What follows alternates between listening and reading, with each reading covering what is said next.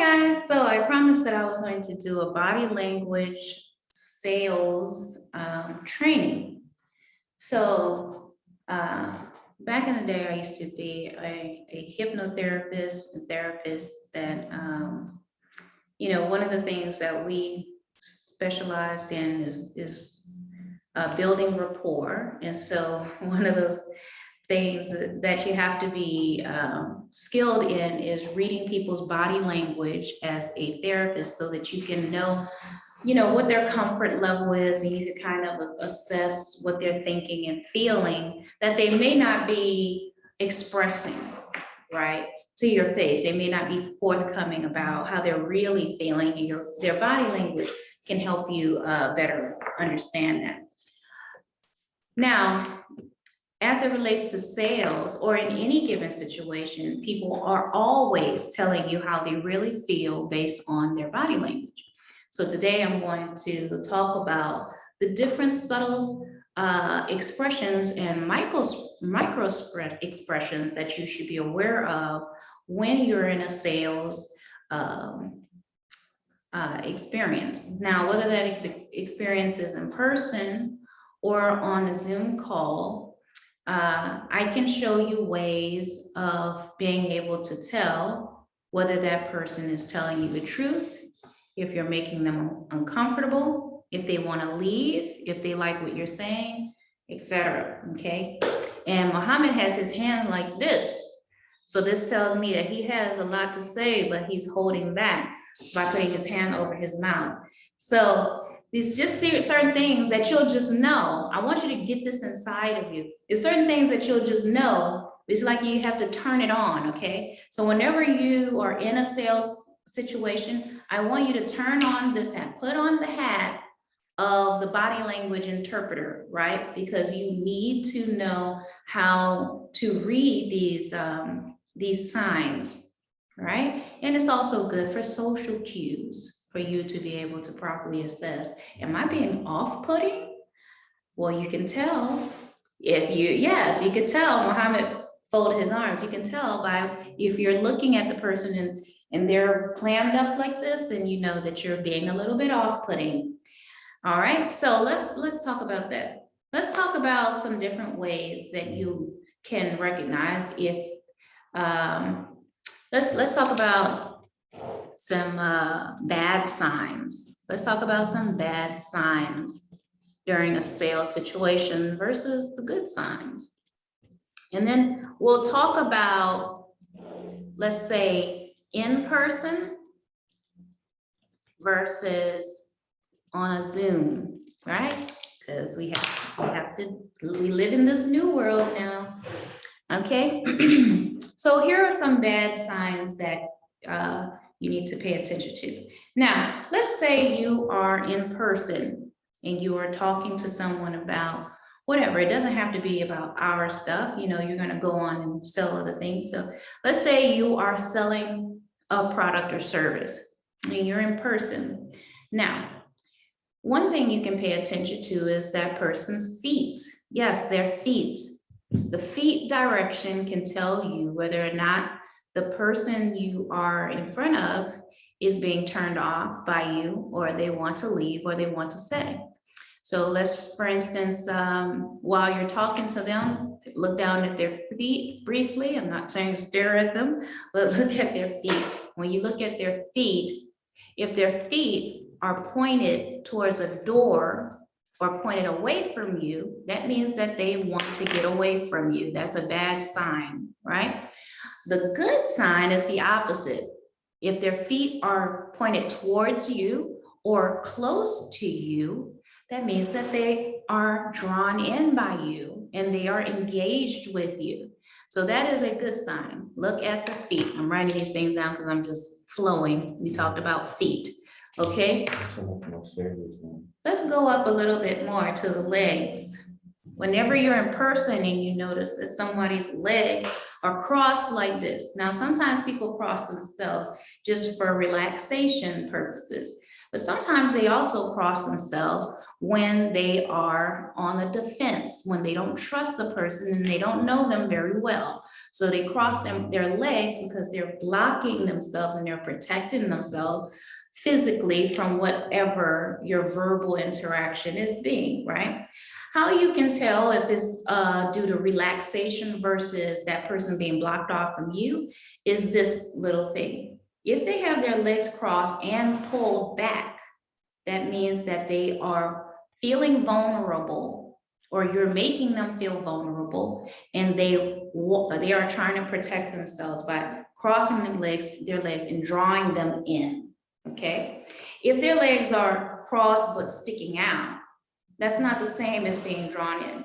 Cross sticking out means I'm relaxed, but I'm cool and I'm chilling. Cross and pull back in means I'm nervous and I don't really want to talk. Okay, I don't really want to talk anymore. What are you doing? Oh, they don't have to see it. It's fine. Okay, but that's legs. Okay. Legs do tell a lot too.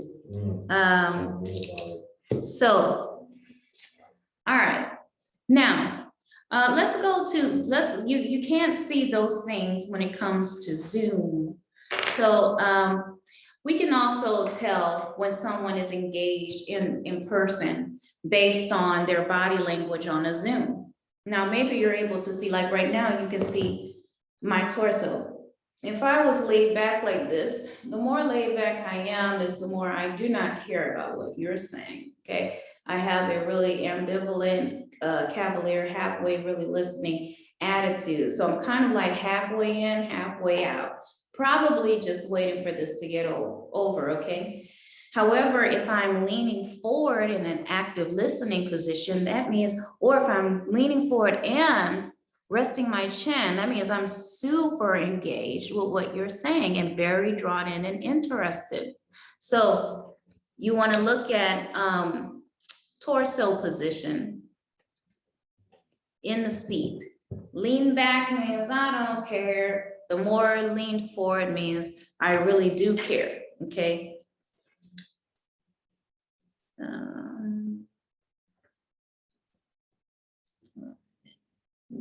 Yeah. Okay, so, all right, so we're there. Now, let's say that you're sitting across from somebody and you're talking to them about whatever service or whatever you're providing. I sit down, let's say I'm them, I'm the customer, right? And I sit down and then I take my purse and then I put my purse here and my drink here. Do you know what that means? That means that I'm very closed off. I don't trust you. I don't want to be sold. I'm putting my purse in between us because I'm protecting myself and hiding from you. Okay. Now, the more you talk, if you're doing a good job, that purse is going to go to the side. The drink is going to go to the side. They're creating a pathway straight from you to them. That's how you build trust.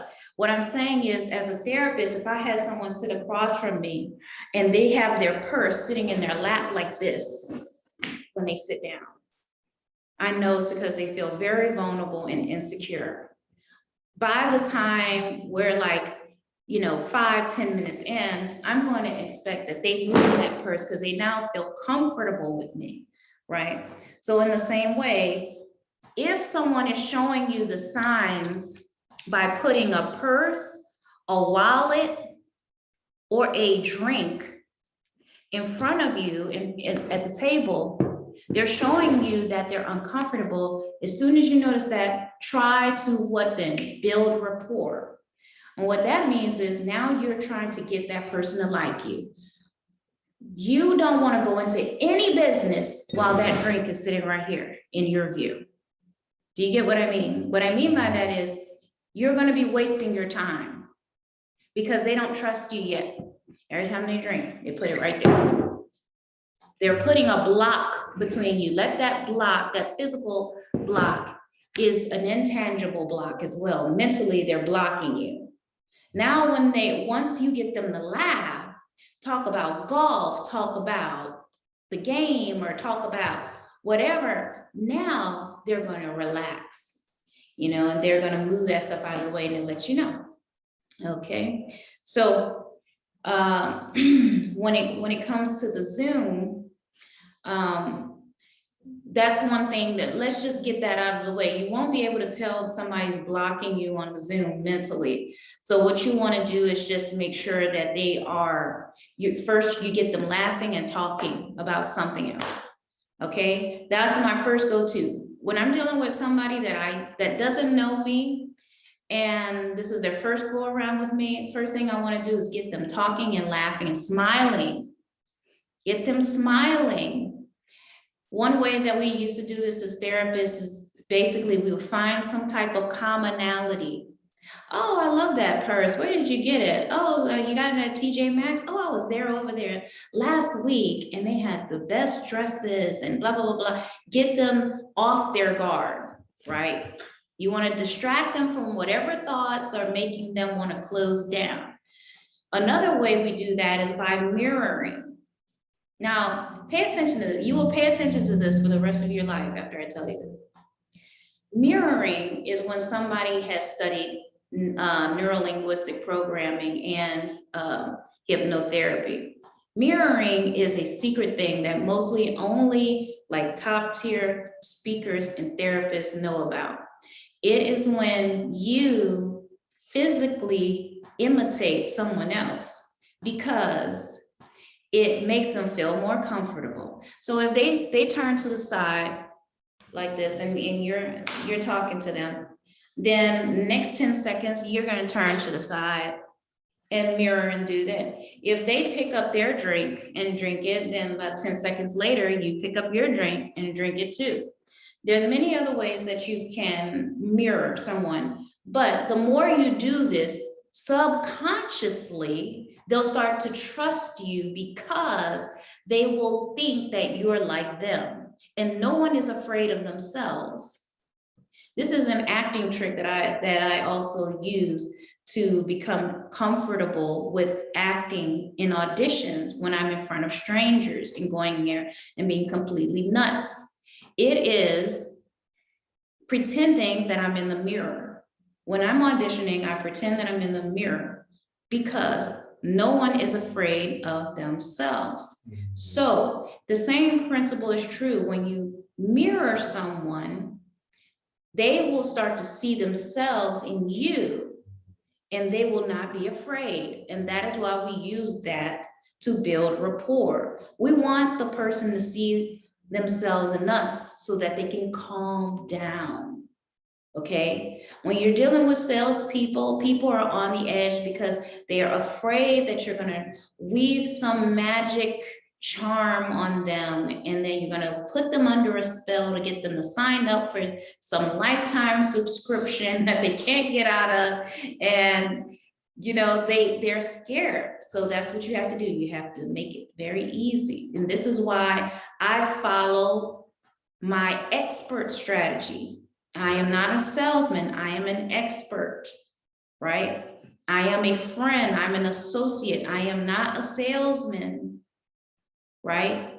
Okay, that is how you have to have them walk away with feeling that. Okay, go ahead, I just wanted to add one thing because this is very important. I also learned mirroring with my in a lot of different things, but if you guys paid attention, Miss Labo said before you mirror the person, she said 10 seconds. And that's important because when you mirror, if the person does this, for example, you don't want to do it right away. Yeah. That's what I wanted to say because I've seen that a lot of times because I've done it and I've seen a lot of harder reps doing it. And then every time it's not gonna work. If you really want to mirror, just like she said, 5-10 seconds, it's a good rule of thumb, but don't mirror right away. Just keep the conversation going. If you guys are talking and the person starts moving like this, or whatever the person does that you want to mirror, don't mirror right away. Wait the 10 seconds, keep the conversation going, and then do the mirror thing. That's what I want to say. Right, exactly. Okay, so let's move on to some other body language, okay? Let's say you're talking to the person over Zoom, and they are, you're telling them something. Now, what you want to do is look at their micro expressions. So that means you're looking at their face. Micro expressions are the half-second expressions that we make before we cover our true feelings up. Now, when you're a kid, you're not in control of that. You know, this is why kids are very honest. They don't know that in society yet, that they're supposed to cover up how they really think about different things they see. So you'll get a pretty genuine and accurate response from a child. But people, we're really good at masking that. However, we're not masters at mastering that. So what it is that some people are not as good at covering up their true emotions as others. And they can let you know in their facial expressions what they're really thinking. So if you are really paying attention to your customer and not just rambling off doing your script and you're looking at them, you can pretty much tell what is really going on in their minds. You know, when you are on the meeting and you're looking at them and they're starting to look confused, they might do that and then relax their face because they don't want you to know that they don't get what you just said. If you don't catch that, now you may have lost them. You need to look for micro expressions. If you see that they make a face, don't just talk over it. Say, let me backtrack. Did you understand what I just meant when I said that? Address it. So, you know, when they say, well, you know, you said this, but I was wondering, and oh, well, I'm glad you brought that up. And stay attentive and tuned into that, right? Now, let's talk about some body language signs. Now, if you have their hand over their mouth when you're talking, usually it's because they have something to say and they're trying not to blurt it out, okay?